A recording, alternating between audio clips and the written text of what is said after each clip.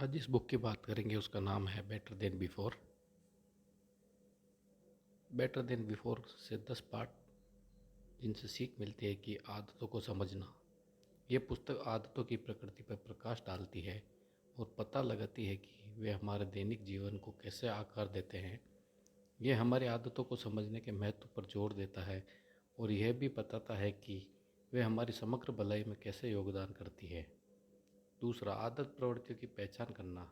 Rubin आदत प्रवृत्तियों की अवधारणा का परिचय देता है जिसमें समर्थनकर्ता, प्रश्नकर्ता, बाध्यकर्ता और विद्रोही शामिल है।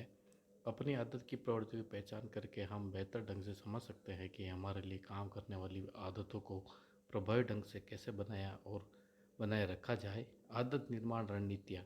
पहले से बेहतर नई आदतें बनाने और पुरानी आदतों को तोड़ने के लिए व्यवहारिक रणनीतियाँ प्रदान करता है।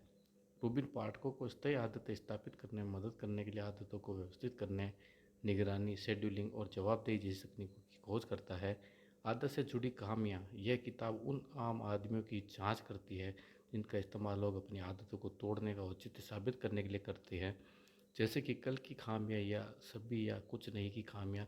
इन खामियों को पहचान कर पाठक उन्हें दूर करने के लिए रणनीति विकसित कर सकते हैं और अपनी आदतों के साथ ट्रैक पर बने रह सकते हैं।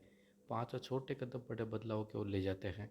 रूबिन बेहतर आदतों के निर्माण में छोटे वृत्तिशील परिवर्तनों की शक्ति पर जोर देते हैं। छोटी शुरुआत करके और धीरे धीरे कठिनाई बढ़ाकर व्यक्ति समय के साथ महत्वपूर्ण प्रगति कर सकते हैं।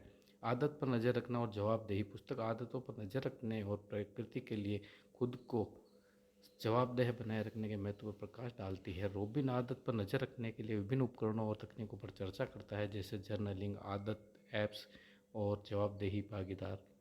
आत्मज्ञान और आत्म जागरूकता। पहले से बेहतर पाठकों को आत्मज्ञान और आत्म जागरूकता पैदा करने के लिए प्रोत्साहित करता है ताकि वे समझ सकें कि उन्हें क्या प्रेरित करता है और आदत बनाने में उन्हें किन बाधाओं का सामना करना पड़ सकता है। स्वयं को बेहतर ढंग से समझकर हम अपनी व्यक्तिगत आवश्यकताओं के अनुरूप अपनी आदत रणनीतियों को तैयार कर सकते हैं। मुख्य आदतों का निर्माण। रूबिन मुख्य आदतों की अवधारणा की खोज करता है, ऐसी आदतें जो हमारे जीवन के अन्य क्षेत्रों पर असंगत प्रभाव डालती है। प्रमुख आदतों की पहचान प्राथमिकता देकर व्यक्ति प्रभावशाली प्रभाव पैदा कर सकता है जिससे विभिन्न क्षेत्रों पर सकारात्मक बदलाव आ सकते हैं। मानसिकता और विश्वास। पुस्तक आदत निर्माण में मानसिकता और विश्वास की भूमिका की जांच करती है। रूबिन चर्चा करते हैं कि अपने बारे में हमारी मान्यताएं, हमारी क्षमताएं हमारी आदतों को कैसे प्रभावित कर सकती है और सकारात्मक बदलाव का समर्थन करने के लिए विकास मानसिकता विकसित करने के लिए रणनीतियाँ प्रदान करती है। प्रकृति और सफलता का जश्न मनाना। पहले से बेहतर रास्ते में प्रकृति और सफलता का जश्न मनाने के महत्व पर जोर देता है।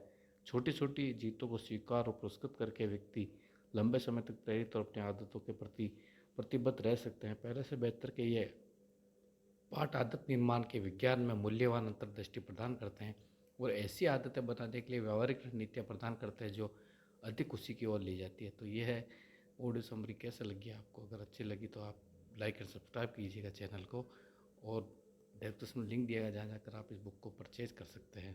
धन्यवाद दोस्तों।